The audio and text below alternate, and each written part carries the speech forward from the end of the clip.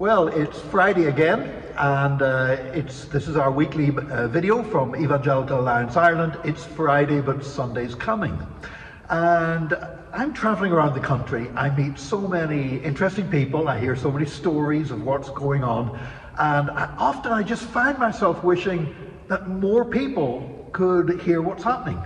And so that's why we do these fly-on-the-wall interviews. So I just chat to somebody and you get the chance to listen in and hear what's going on. And today I am in Kildare, I'm in St. Bridget's Cathedral, and I'm here with Phil McKinley. Philip, it's good to be with you. You're so welcome, Nick. Delighted to have you. So how long have you been here in Kildare? I'm here about 2 years, and I'm here with a project called the Kildare Centre of Mission. Myself and my colleague Kelly Birmingham. It's an initiative of the diocese, and we're supported by a wonderful Anglican mission organisation called Church Army. Right, and you've got a beautiful building here. A lot of maintenance, a lot of work, but it's a beautiful building, isn't it? And this is the ancient hilltop site.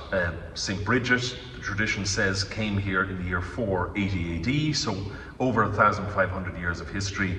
And the word Kildare comes from the Irish Kildare, meaning the Church of Oak. So a wooden church that existed here. So we're literally standing on ground zero for where the name of the town and the county came from.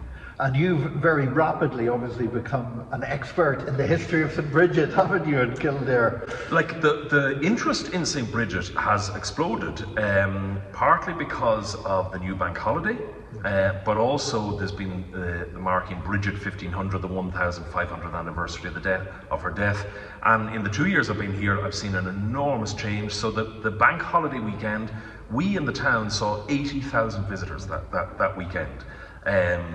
And that wouldn't have happened 2 years ago. So there's been a massive shift, huge interest, people looking back to this Celtic Christianity or the really origins of the Christian church, and asking profound questions about it. So part of what we're trying to do is offer resources, if that's meeting people where they're at and looking at faith development, looking at Christian discipleship, but with people interested in the St. Bridget story. Yeah, and of course, because there are those that are coming from a very revisionist approach to Bridget and trying to hijack her for whatever their agendas are, it's very important to pull it back to the fact that she was a Christian believer. She is part of the first generation of Christianity in Ireland. Just like St. Patrick, we have St. Patrick, St. Bridget and St. Columkill. The tradition is they're all buried in Downpatrick, and we've got 3 windows dedicated to them here. But it tells us a huge amount about mission. A huge project in the Church of Ireland is pioneer ministry at the moment. Well, these are pioneers. These were breaking new ground in a way that was extraordinary into a pagan majority Ireland. So we've so much to learn.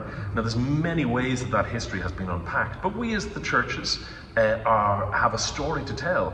Bridget 1500 can only be about a human, a saint, and the history is there to tell us about this person that has influenced and shaped Irish history, the Irish psyche, Irish identity, place names, people's names, McBride, Biddy, all over Ireland, Bridget's Wells, the Bridewell for Garda stations or police stations. So it's her memory and her legacy is deeply infused into Irish identity as well. And you're sort of leveraging that for what's in effect a church revitalisation here in Kildare town. Yes, this is a mission. Or city. Is Kildare a city? It was a monastic city. I think we can only really call it a town. It's just past the population of 10,000 in the last census. Yes, we are a mission, so therefore we're based here in the cathedral, but with opening up the cathedral and outreach and reaching those with acute needs, particularly in society. And that's a huge part of this organisation, Church Army's charism. That's their passion. So therefore looking at how we can reach the most marginalised in society as well, but from the base of the cathedral. Right. Now, I know your dad was a church minister, so you grew up in a Christian environment, but how did you come to a personal faith yourself? At the age of 18, I travelled to Uganda, and that was an utterly life-changing experience, and I'd never encountered the church in the way that, coming from Ireland, which has a particular cultural dynamic, to an incredibly inspirational church. So that transformed my faith. And then 2 years later, I got to travel to the Holy Land and to literally walk in the footsteps of Jesus Christ. Jesus became so real and so impactful in a way. So that personal relationship with Jesus Christ between Uganda and the Holy Land, then I came back to Ireland a completely changed person. Right. And then the Lord led you into ministry yourself, and I know you were a chaplain at DCU. Yeah. So I worked for 20 years without one of these, right. And I'm still getting used to one of these. I actually have 8 pastors or clergy in my family. So my dad, my grandfather. So it sounds very nepotistic, so my sincere apologies. And therefore it was something I really probably struggled with for a long time. But I knew from that experience at 18 and 20 that I was really passionate that I wanted to serve God and wanted to commit my whole life to God. But then serving the church in ministry was a different decision, and that I needed a little bit of time to work that out. So I absolutely loved, I worked as a university chaplain, I worked in a Methodist church in Blanchardstown as a church development worker. I worked for a project called the Hard Gospel, which came out effectively looking at sectarianism and peace building and how we tackle racism and some of the issues of discrimination in the church. So I was involved in various different projects. I loved them all. I wouldn't have exchanged them, but this is where God has me in this season of my life. And here I am. Yeah, and many people, of course, would also know you through the Dublin Gospel Choir as Discovery well. Gospel Choir. Discovery Gospel Yes. Choir, sorry. Discovery Gospel Choir, which you still sing with the choir, don't you? Yeah, so it's our 20th anniversary this year. Started in 2004. We're an intercultural gospel choir, so a real passion around cross-cultural gospel music, and members from all over the world. We're singing tomorrow night in Portrane, which is the Central Mental Hospital in Portrane. And then on Sunday we're in an RTE service. So always there's different things, and it's really exciting. I love music. I was involved with the Irish Blessing, and you were really, really helpful with that. And music ministry is a huge passion of mine. Yeah.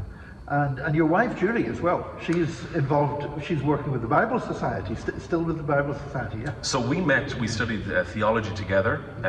I say it's the old classic love story. We fell in love parsing Hebrew verbs from the Book of Lamentations. If you've heard it once, you've heard it 1,000 times. But she went on, did her master's and then did a PhD in Jewish Christian dialogue. So she's a Hebrew scholar, and now she works for the National Bible Society, and that is her absolute passion. She adores it. She was in Scotland recently. She was in the Netherlands and in Istanbul with looking at Bible engagement with Bible societies all around the world in persecuted contexts. I was asking her, did she take photographs of some of her colleagues around the world? And she said, I'm not allowed to take a photograph of that person because they cannot be seen in social media to identify as being with the Bible Society. So she's on a cutting edge of how do we do Bible engagement in Ireland and how is it done in the world. Wow. And I don't know if you're fed up of being asked about your little brother, Ian. But I'm sure you do get asked about him, but you post about him a lot on social media as well, don't you? In fact, I'm a proud brother. Every time Italy are in fact, when Italy are playing Ireland, I'm really not sure where your allegiances lie. No, with Italy. Sorry, with an Irish accent. Because of course your brother Ian, rugby player with Leinster, had an eye injury. Really? Lost his eye. Yeah. It's still physically there, but it doesn't work. Okay. So he retired at the age of 21, but he had very bright prospects, and he was in the same year as Peter O'Mahony and Conor Murray and all those guys. But he really had to get out of Ireland. He found retirement incredibly difficult because he had all this potential and his great body, but the eye wouldn't work. And it was a rugby-acquired injury. His own player put a stud in his eyeball. Went to Italy, and an opportunity arose. He talks very openly about this. He kind of it became too much for him, really, and he shared a lot of the troubles with me, and then we put a little bit of a plan together and managed to work on a project for goggles, protective goggles. Yeah. And there's about 2,500 users of goggles in the world at the moment, and he was the first to become an international rugby player. So we got 9 caps for Italy. Played for Treviso, I think? Played for Benetton Treviso for 4 seasons, played for the Barbarians, but he played in Chicago, in Soldier Field against Ireland. He played in the Aviva Stadium. He played in all the great stadiums, against some of the great players that we see. Mark Johnny Sexton, Mark Owen Farrell, all these guys. But he had to do it with one eye. So he's an inspiration. And although we haven't got a lot of time to get into it, I know that the goggles, I mean, there was a battle just to get the goggles. Was it the World Rugby Board or somebody was... Yeah, there was 3 barriers. Ireland refused them, England refused them, and France refused them. So there's 3 separate campaigns were launched, and one by one they fell. And it was David versus Goliath. Yeah. And Ian, out of determination, but also huge family effort, we just rallied around a campaign. Okay. And it worked. Fantastic stuff. Now, you're here in Kildare, and what should people be praying for? If there's people, I'm sure people watching this, hearing this, would want to pray for you and your ministry here. What do they need to be praying for Kildare? Well, it has so much potential. So the wisdom of God to see where are the opportunities that we need to be grasping. There is something of courage and perseverance. One of the things that all churches, all ministries have this, that there are challenges that is just part and parcel of any kind of ministry. But you're breaking new ground, and breaking new ground can be especially challenging. So prayer for protection, that's a beautiful old Irish thing to do, for Christ's protection to be upon. And then energy, courage and wisdom. I think they would be the big things that we desperately need prayer for. Right. It would just, it'd be wonderful to see this place being filled, not just with tourists coming to look at what is an amazing building, but to be filled with people worshipping. As it has been for 500 years, and the bricks have heard worship for centuries, the land. There's a beautiful historian called Gerald de Wales came here in the 1200s, end of the 1100s, and he wrote that he got a glimpse of the 4 Gospels that were written here and he said it could only be written by angels because of how spectacular and how beautiful it was. So, but that book is now lost. It's called the Book of Kildare, and it was considered to be on a par with the Book of Kells. But right here you have the gospel transcriptions 800, 900 years ago that were just of spectacular beauty. So we are connecting with such ancient wells of Christian worship, but that is alive and flourishing in a 21st century context would be an amazing prayer as well. Okay, so there you've got some prayer pointers to pray about.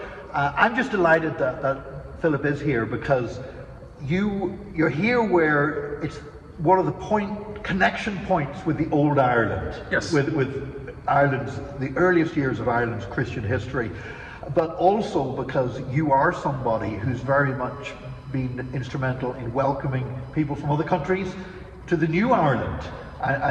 We both have crossed paths a number of times on projects where we're both involved with people from other nations and churches from ethnic minorities and stuff like that. So beautiful chance to bring it all together here. And hospitality is it is really good to connect back to some of those old stories. And somebody like St. Bridget had there's so many stories about her hospitality. A leper comes to the door, she gives him food. Somebody homeless, somebody in distress. She is the patron saint of fugitives. Right. So how more powerful to think of how we welcome the gifts and the talents and the spiritual gifts that are coming to Ireland. But look, my life has been utterly transformed by those who've migrated to Ireland. My life has been transformed when I was in Uganda by Ugandans and the warmth and the respect and the welcome I've got. So the idea that there would be anything other than the same respect and dignity afforded to people coming to Ireland, and that their spiritual gifts, their intellectual gifts, that everything could be flourished. It is then therefore heartbreaking somewhere like a nursing home called St. Bridget's in Brittis in County Wicklow was set on fire because there was the false rumours that it was going to be used for asylum seekers and refugees. That is so anti-Christian, and I'm really proud that Christians, there's a really strong voice on welcome of refugees. Evangelical Alliance Northern Ireland did a survey that came out a couple of days ago. Really, really strong. This is something Christians need to stand up for. And I think we both be singing off the same hymn sheet on that. Absolutely. Well, look, I could talk for ages, but there's so many things here. We were talking before we turned the camera on, and there's so many things we could talk about. But Philip, thank you so much for letting me come down and chat with you today here in Kildare. Thank you. Such a pleasure and privilege, Nick. Oh, wonderful. So look, join us again next Friday, because we'll be back with another conversation with somebody else from a different part of the country, because it might be Friday, but Sunday's coming.